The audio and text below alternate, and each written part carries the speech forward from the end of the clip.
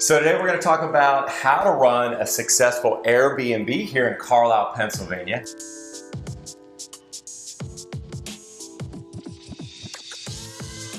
Hey, it's Dave Hooke with our YouTube channel where we talk about community connection real estate. If this interests you, go ahead and hit that thumbs up and subscribe button.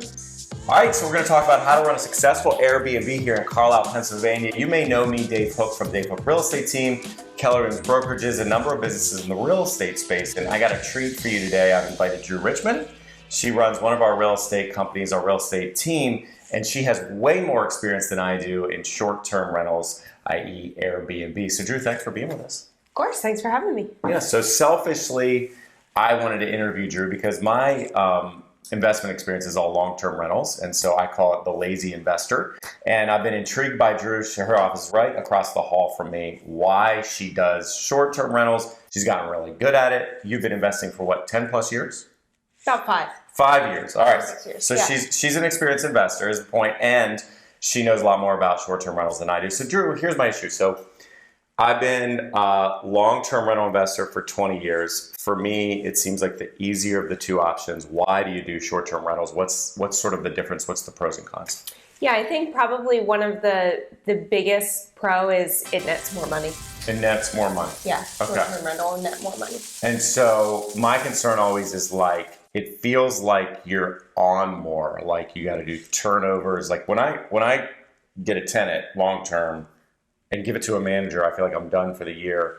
Does it feel like a big hassle? Is it complicated? Are you always on doing a lot of turnovers? What's that look like? I think one of the keys is having somebody who can help with it for you rather than doing it all yourself. So if you have somebody or maybe a group of or a team of people who can help you with it, is really important because it takes some of that stress off of you. Yep.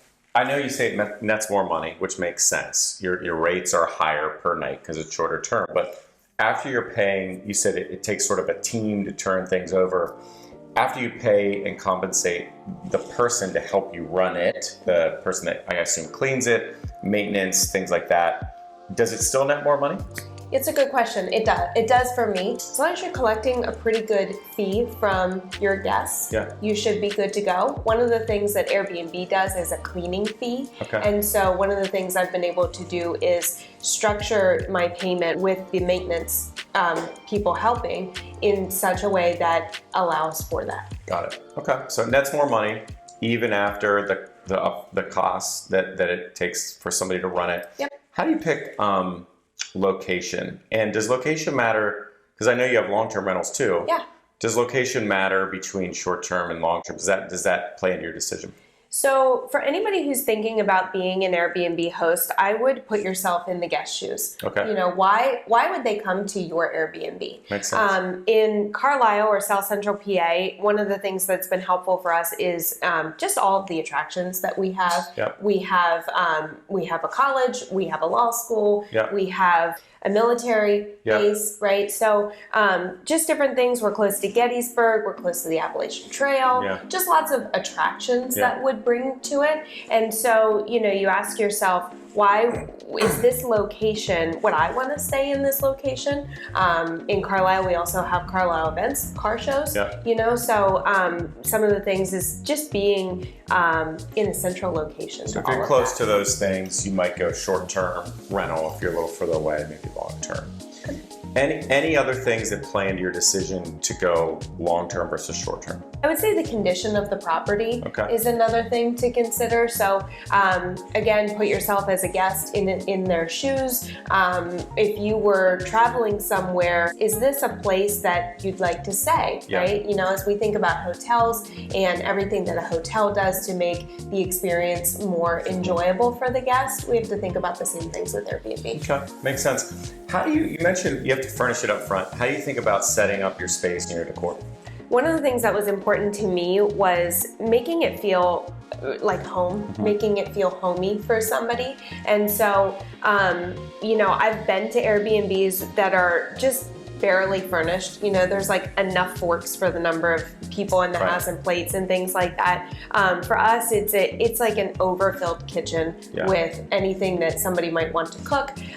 It's extra blankets and extra towels, things like that. Okay. Just making it feel like home for somebody for a few days. So the big question in my mind is like, I get it in long-term rentals, and real estate, pricing's a big issue. How do you set your price in short-term rentals? So not all that different than long-term rentals.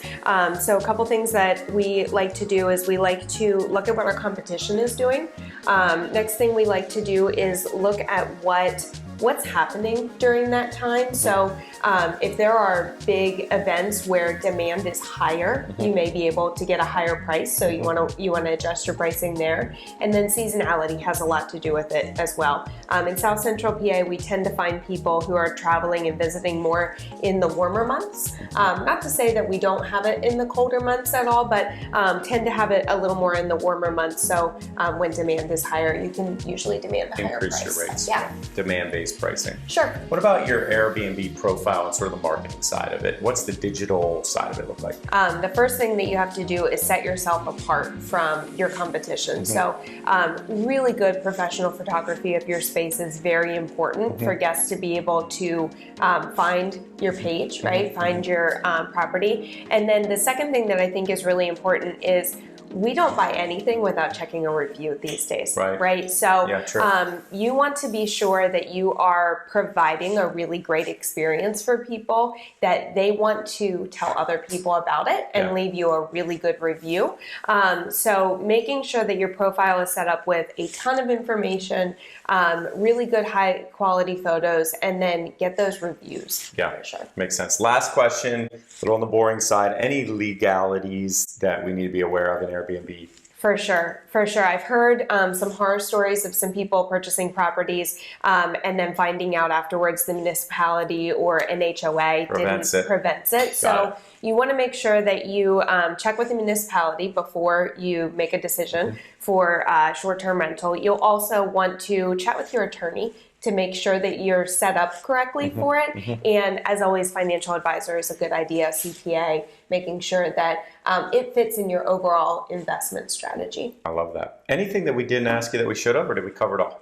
I think the only other thing is there are some people who find passion in a short-term rental. They enjoy providing an experience for people. And so, you called yourself a lazy investor to start. There's nothing wrong with long-term rentals by any means. They do a great job for you. And yet, if you're somebody who has a passion for providing experience to people, you might not only, you might get a lot of joy from hosting. That's really funny that you say that. I've actually, I sort of embarrassingly say this, I've never thought about that side of it, right? I look at investment, just, me, as more of a logical mind. It's sort of financial. It's for the long-term retirement of my family.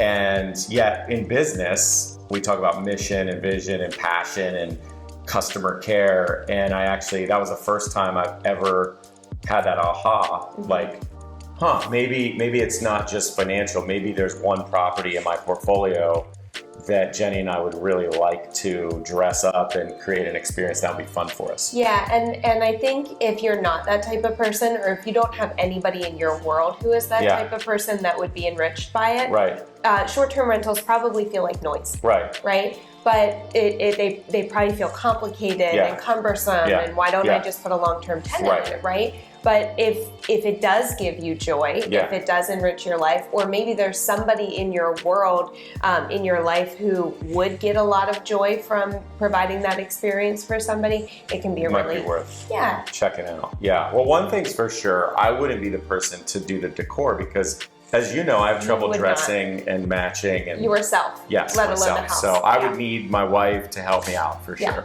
Well, thanks for that insight. That was super helpful. Absolutely. Yeah. Well, there you have it, everybody.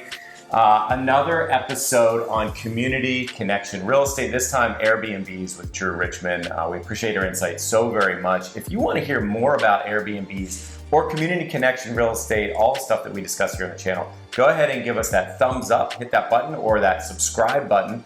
And if you or somebody you know has a real estate need, we'd love to be your agent of choice. Just email us at support@davehooketeam.com. That's support@davehooketeam.com, and we'll have an agent reach out and take great care of you.